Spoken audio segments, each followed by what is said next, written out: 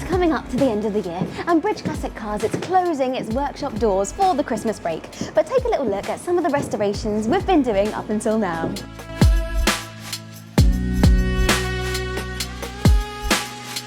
Let's start our walk around with a very special car, our 1969 Audi 70L. The entire car has been restored from the ground up after being brought by the Bridge Classic Cars team back in early 2022. From the floors to the ceiling, this has been a passion project for the team. This particular Audi is believed to be one of the only right-hand drive UK delivered still around today. Recently, our workshop manager and electrical guru, John, has been working on tracing and routing the wiring harness throughout the car. First up, John checked continuity and grounds to the lights on the classic German saloon car before then going through the harness. Once these systems are wired up, John will begin to work on the engine harness in preparation for getting the car fired up early next year. We adore this project, and the whole team are very excited about seeing this piece of Audi history back on the road.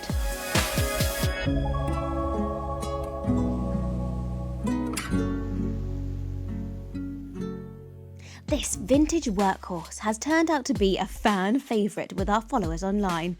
We also met this 1963 Morris LD at the start of 2022, when we first recommissioned the van for its owner. It had hydraulic issues, which the team resolved and continued into the full brake rebuild, with new lines and all new wheel cylinders, brake shoes and master cylinders.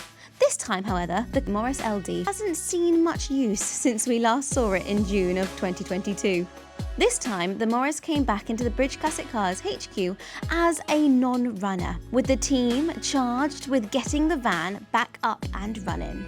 Our workshop manager John got the van fired up late last month. Upon further inspection, the fuel tank was found to be filled with debris. Our technician Dave has since taken over the recommission of the van after a test drive around the yard, only to find out once we finally got the van into gear that it wouldn't come out of gear. So Dave has removed the gearbox from the underside of the van to inspect the clutch, which is due to be replaced. Whilst everything was apart, it also gave Dave a chance to clean up the flywheel, as well as going through and replacing fuel lines and a new fuel filter to go under the classic Morris. We are hoping to have this one back on the road in the early new year.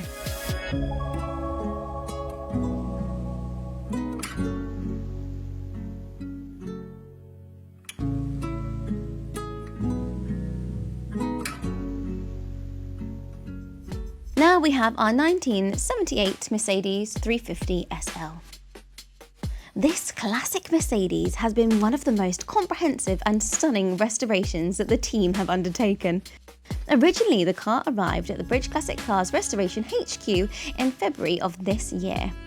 And since then, the work has been relentless but completely necessary. Upon appraisal by the team, it was discovered that the car's secrets had been hidden away with extensive corrosion, as well as areas of historic, poorly performed repairs. The entire car was stripped down to a bare shell for the team to begin to correct. After being chemically dipped, a more extensive and less abrasive way to strip a car back to bare metal, the team could step back and really see how extensive the work was going to have to be. Metalwork began in May, with sections either cut out or spot weld drilled and popped in order to remove pieces. Our fabricator and classic car technician Greg has been working his magic with angle grinder and welder in hand to get this classic Mercedes back to a stable and beautiful base for our paint and body team to begin their work, which has carried on until October this year. As you can see, our paint and body team, under the direction and skillful hands of paint shop manager Chris, has been transformed.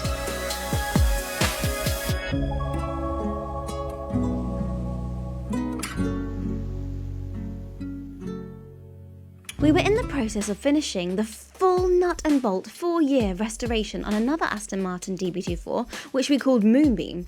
But this car, nicknamed by us, as Claret has a wonderful story which we've fallen in love with. The car has always been a Suffolk car, having originally been in the village of Stradbroke before then spending time from 1979 until 2023 in a barn just outside Bury St Edmunds with its second owner from new. The car went straight from that barn to Helmingham Hall Festival of Classic and Sports Cars, an event we sponsor, still covered in dust and grime that had built up over the decades.